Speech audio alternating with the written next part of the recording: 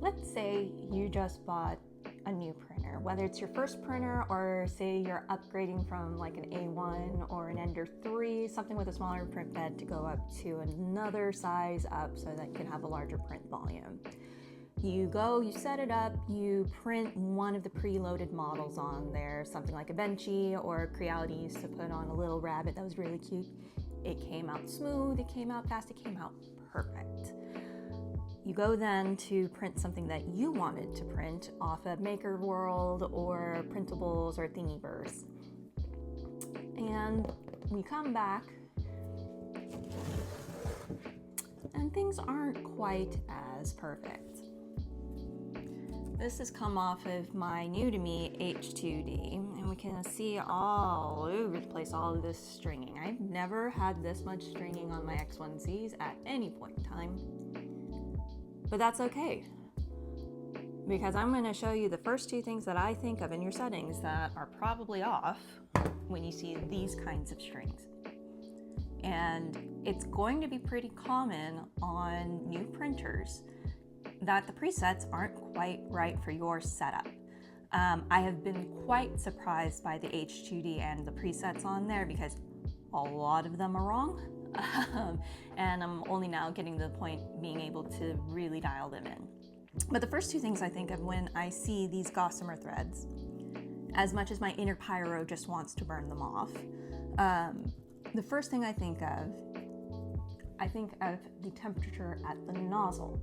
The nozzle temperature, when I see this, is probably too hot for my filament. It's too hot, it's not cooling off fast enough when it's going between 2 points to completely break the filament over a gap. So I go in and on the H2D, and this is just PLA, the preset temperature for the entirety of the print, not just like first layers, not just the base trying to get things to adhere, is 220. And that's on the high end for PLA. I don't think I have ever printed PLA on the X1Cs that hot. So immediately I know that that's a problem. But how do you know what the ideal temperature for that filament is? Well, you can do bench tests like doing a Benchy or something fast that has something where it goes between 2 points on it and just slowly back off on the temperature each time. Or you can go and you can find a calibration print called a temperature tower, or often just shortened to temp tower. Now, with the updates and whatnot on Bamboo Studio, it has become more difficult to download the proper G-code that has been baked into files, especially on calibration prints I found. So I would specifically look for a calibration print that has the G-code in the description so that you can copy and paste it, just in case it doesn't stay baked into the file when you download it to whatever slicer you have. And I can go into a video on that later, it's going to be too long for this format. So we've done our test, we figured out that the temperature is too hot, we've started to lower it down, we've kind of figured out our ballpark, but we're still getting these gossamer strings.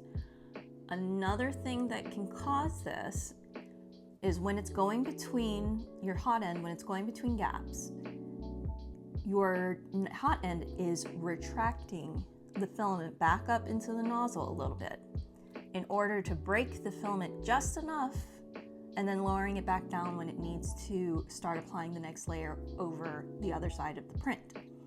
So this distance is the retraction distance on your printer, and it is controllable how far up that filament gets pulled back into your extruder. And I found on the H2D, currently, the preset is 0.8 of a millimeter. That is entirely way too short for PLA or PETG. So I'm still in the process of figuring out where it needs to be for this because I haven't quite got it all the way dialed in. But generally for PLA, I've seen anywhere from 1.5 to about 2 millimeter and be about right. I'll go as high as 2.5 millimeter on PETG, but it needs a little bit more space to pull that filament up to break this filament so you don't get this.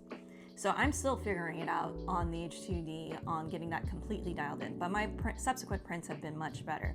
There is a third thing to consider, and that is whether or not your print is getting a draft on it. If you have a bed slinger and it's moving back and forth and it's not enclosed, it's entirely possible that the filament is cooling off too quickly from getting a breeze on it from an air vent or from a door opening too frequently during a print. It's part of why I chose to go with an enclosed printer.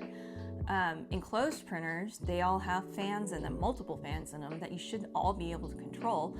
So if you're still getting these hair-like things, you might play around with the fan speeds and when and how often it is actually blowing on the model.